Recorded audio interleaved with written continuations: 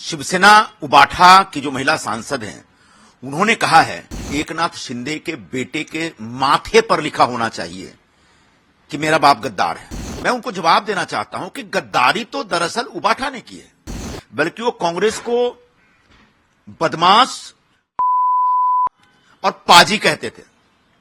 वे कांग्रेस वालों को कहते थे, किन्नर कहते थे। बाला साहब कहते थे कि कांग्रेस के साथ जाने से पहले मैं शिवसेना बंद कर दूंगा। तो आदित्य ठाकरे के माथे पे लिखना चाहिए मेरा बाप महागद्दार है। देखिए, किसी की बदतमीजी का जवाब दिया गया है।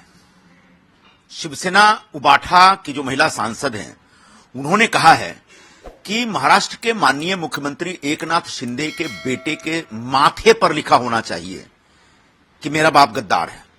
उनके बेटे श्रीकांत शिंदे इस समय कल्याण लोकसभा क्षेत्र से महायुति के उम्मीदवार हैं। मैं उनको जवाब देना चाहता हूं कि गद्दारी तो दरअसल उबाठा ने की है। उद्धव ठाकरे जी ने गद्दारी की। उन्होंने वोटर के साथ गद्दारी की, उन्होंने बीजेपी के साथ गद्दारी की और उन्होंने बाला साहब ठाकरे के साथ गद्दारी की है। बाला साहब जी ने कभी भी नहीं कहा था कि कांग्रेस के साथ जाना चाहिए, बल्कि वो कांग्रेस को बदमाश और पाजी कहते थे।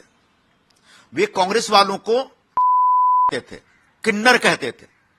बाला साहब कहते थे कि कांग्रेस के साथ जाने से पहले मैं शिवसेना बंद कर दूंगा। बाला साहब कहते थे कि हम शिवसेना को अगर कांग्रेस के साथ जाना पड़ा तो हम चुनाव कभी नहीं लड़ेंगे।